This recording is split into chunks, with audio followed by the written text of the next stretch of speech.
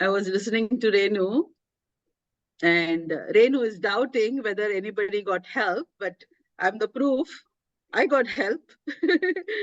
I had a most stressful job as a head of assessment when Renu was my, speaking board. I used to talk and she used to listen.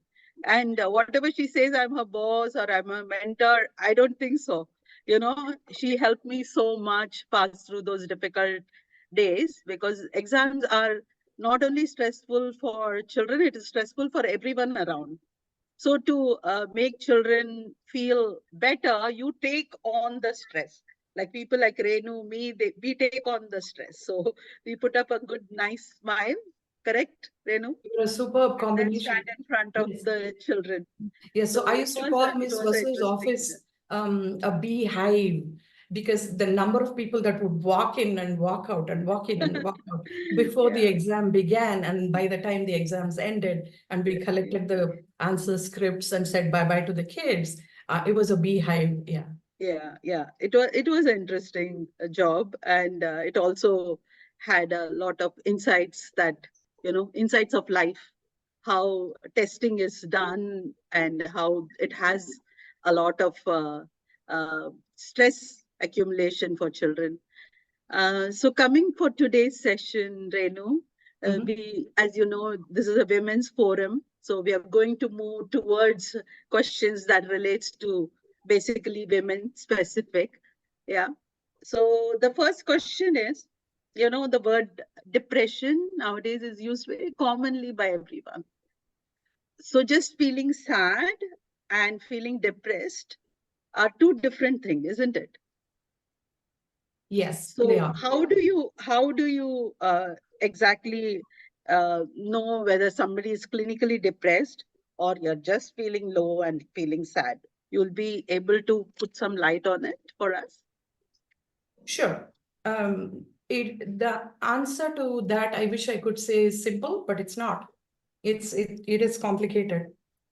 At the end of the day, we should all remember that it is a qualified and a trained clinical psychologist who alone can diagnose somebody with major depression. And it's usually done as a triad. We call it the holy triangle of mental health. You have a clinical psychologist at the apex, the person you're going to see if you think something's wrong with you. And I'll come to the three thumb rules that you can use to quickly identify whether you are all right or whether you need help or not. And you could do that for a friend as well. Having said that, coming back to the triangle again, you have a clinical psychologist on top, you have a psychiatrist at the other one end of the triangle, and then the other corner has somebody called a psychiatric social worker. So in an ideal situation, in an ideal world, if we're able to access mental health, this is how a situation is going to be. This is how your clinic or this is how your hospital will deal with you. So you have three professionals who get data from you, who meet you, and then come up with a solid diagnosis saying, look, we've consulted each other, we've done some sort of data triangulation, we know you've got major depression because, and then the clinical, and I quote, the clinical psychologist will say, there is a holy Bible of clinical psychology called the Diagnostic and Statistical Manual. It's called the DSM for short, of mental disorders. If some of you may be familiar with Gray's Anatomy, where there are symptoms of all the physical ailments that we go through. Similarly, you have something like 1,200 pages of all the mental disorders in the world, including culture-bound syndromes, including major depression, and then they will tell you the symptoms, and then they'll help you to identify, okay, this is what you're going through. In a nutshell, to make things easy for everybody, there are three thumb rules that can easily help you to identify whether you or somebody in your life is going through some sort of mental illness. You get a clue, therefore you could refer them to a professional. Please do not self-diagnose. Please do not diagnose somebody else, because I just explained how that process ideally should work, so that there's an objective diagnosis. So the 3 Ds, I call them the 3 Ds. You have deviance, you have dysfunction, and then you have distress. So deviance would refer to some sort of deviant behavior. So if you notice somebody who's doing something quite out of the ordinary and it really, really stands out as odd, and these are sometimes culturally defined. We can't apply universal rules. What is odd in America? What is people are running around naked in swimming pools and spas in Netherlands as we speak. And there are no locker rooms separately for men and separately for women in some countries, whereas in our country it would be considered sacrilege if you showed parts of your body, let alone run around naked. So having said that, so if you notice something very odd about that person, I don't know, somebody maybe running around naked, somebody maybe talking to themselves loudly in a public place. Somebody may have too many tattoos. I don't know what that is. So that is called deviant behavior. And there's some sort of red flag because you notice something that's odd about that person. And then the second one would be dysfunction.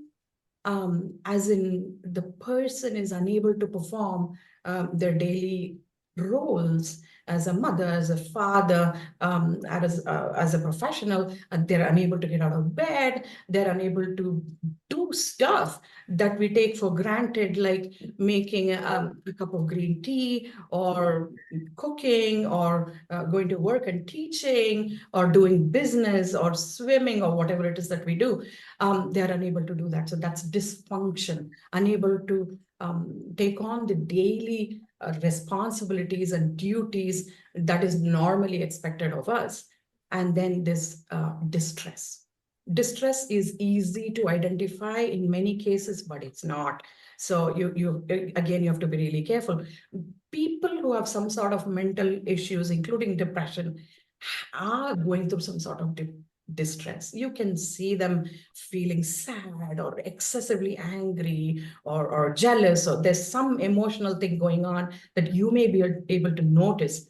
Also, many people are very good at hiding. So, and they may be showing you quite the opposite. If you see somebody who's this all the time, even in the face of, being taunted or being insulted, or when they're supposed to fight, they'll be like this, and then okay, alarm bells are ringing and there's a red flag. Now it's just not, it's the opposite of distress. So there are many ways of noticing distress in people. So major depression will fall under a mental disorder. So therefore it'll have some sort of deviance, some sort of dysfunction, some sort of distress.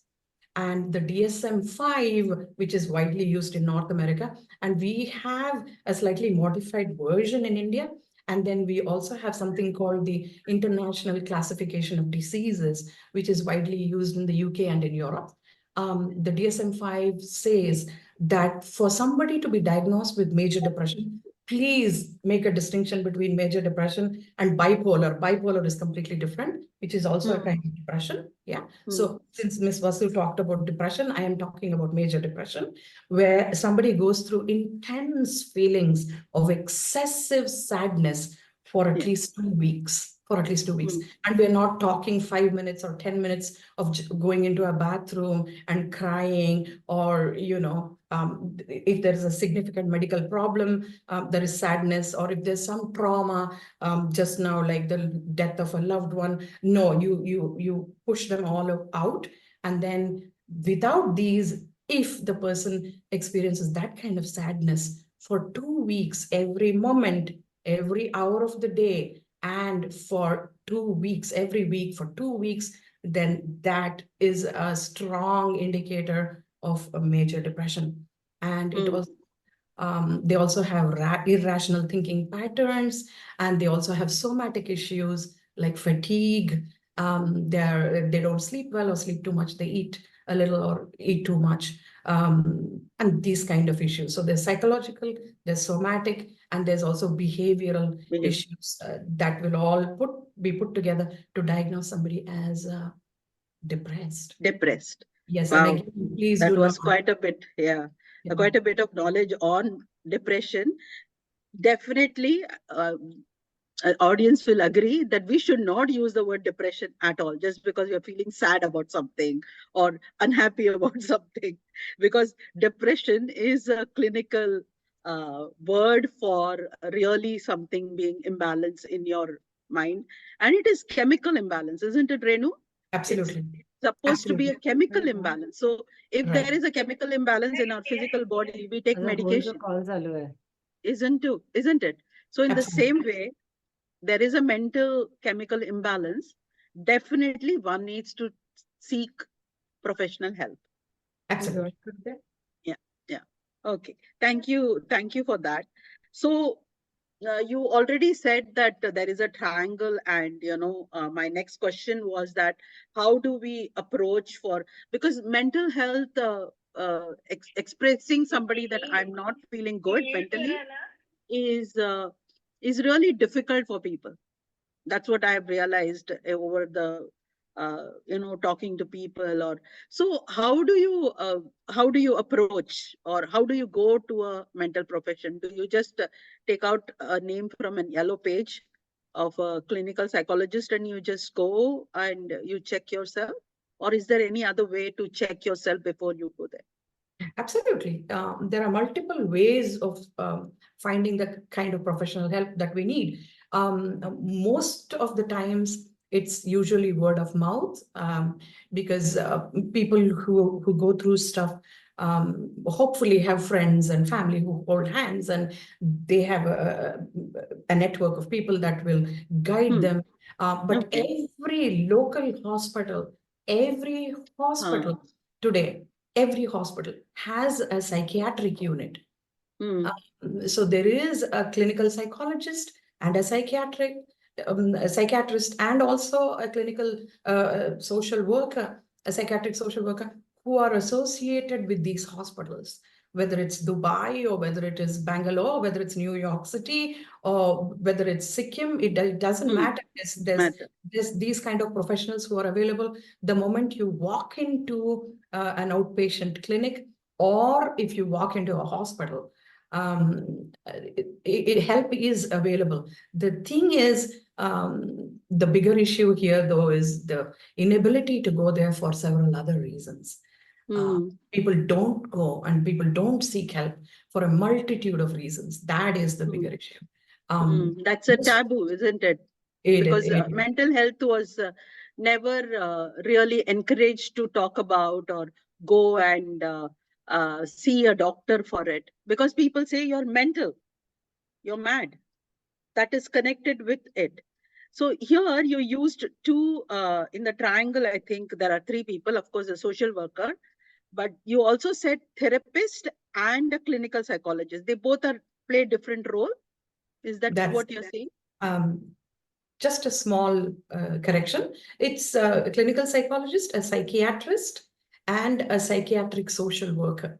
So while the clinical psychologist deals with the psychological stuff and uses a lot of diagnostic tests to find out the symptoms of a mental illness, which are very hard, because you can't measure the amount of stress or the depression that I have the way a regular medical doctor would measure your blood pressure or your bronchial asthma or your peptic ulcer or your cholesterol. It's not that simple, but a clinical psychologist will do that. A psychiatrist, on the other hand, will look at the stuff that you spoke about, the neurobiological stuff, the neurotransmitter stuff. For example, there could be a considerable lack of serotonin. There could be lack of dopamine and stuff like that. They are the only ones who can prescribe medication for you. A clinical psychologist can only diagnose you with a mental illness, but can give you therapy, cognitive behavior therapy, or any eclectic therapy, or there are hundreds of therapies out there. The psychiatrist is a medical doctor with a with a degree in medicine, an MBBS or an MD, as we call it, and he or she is the only person who is allowed to prescribe drug therapy, medication, some sort of medication. It's usually an antidepressant for depression. And so then a counselor is the one who actually treats without medication, is it? correct. A counselor would be somebody who is able to identify a problem and see if more help is required. I would say that would be the first step. Okay. So then you can refer to the psychiatrist. Correct. Okay. That is right. Thank you so much for making me understand, and the audience, I hope, because I'm not well versed with the words also, and also science is not my forte. So it was a good explanation for me.